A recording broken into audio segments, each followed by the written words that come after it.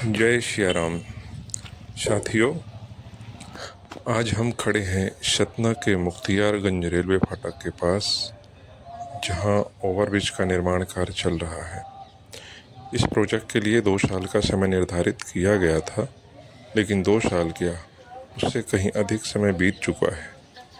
अब ठेकेदार और प्रशासन इसमें क्यों लेट-लतीफ़ी कर रहे हैं, यह वही जानते हैं। लेकिन हमारी और इस क्षेत्र की आम जनता की सबसे बड़ी शिकायत यह है कि इस ओवरब्रिज के निर्माण के चक्कर में यहाँ की मूल सड़क को पूरी तरह से तोड़कर पिलर खड़े कर दिए गए हैं। सड़क चौड़ीकरण के नाम पर दोनों तरफ के मकानों की ज़मीनें काटी गई हैं, घर तोड़े गए हैं, नालियाँ और किनारे की बसाहट उखाड़ दी गई है। हालात यह है कि यहाँ पैदल चलना तो दूर, खड़े रहना भी मुश्किल हो गया है। इस पूरी प्रक्रिया और सड़क के उखाड़े जाने के बाद से लेकर अब तक यह तीसरी बारिश है जो इस क्षेत्र की जनता झेल रही है। बारिश के दिनों में यहाँ की स्थिति नारकीय हो जाती है। पूरे रास्ते में कीचड़ और मलबे का अंबार लग जाता है। पुल के दोनों तरफ की सर्विस रोड की हालत इतनी ख़राब है कि एक तरफ तो निर्माण सामग्री पड़ी होने के कारण निकलना पूरी तरह से बंद है, दूसरी तरफ से लोग कूद फांद कर किसी तरह जान जोखिम में डालकर निकल रहे हैं। पानी भर जाने के कारण सड़क पर बड़े बड़े गड्ढे, टूटे हुए बोल्डर और मलबे के अवशेष छिपे रहते हैं, जिससे रास्ता खतरनाक गड्ढों में तब्दील हो चुका है।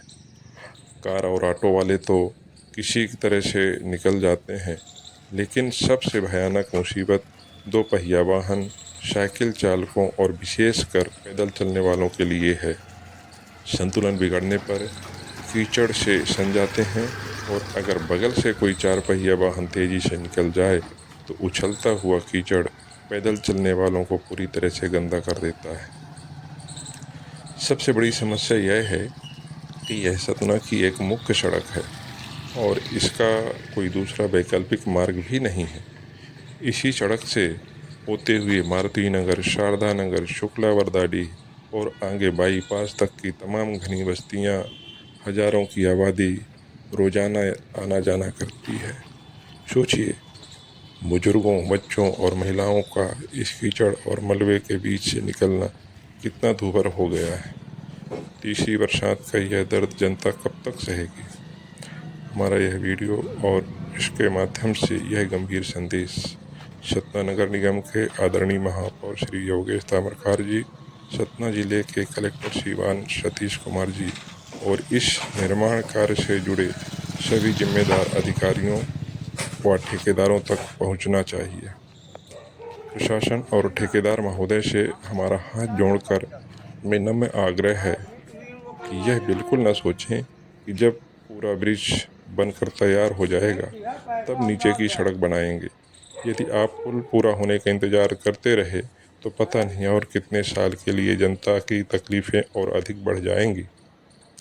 हमारा आग्रह है कि पुल का निर्माण कार्य अपनी गति से चलता रहे, लेकिन कम से कम तत्काल इस मार्ग में मिट्टी और मुरम डलवाकर इसे चलने लायक बना दिया जाए, ताकि इस रोड से गुजरने वाली आम जनता और आगे की बस्तियों के रहवासियों को कुछ तो राहत मिल सके। आप सभी से आग्रह है कि हमारे इस संदेश को जिम्मेदार लोगों के पास तक पहुंचाने में हमारा सहयोग करें। धन्यवाद। जय श्री राम।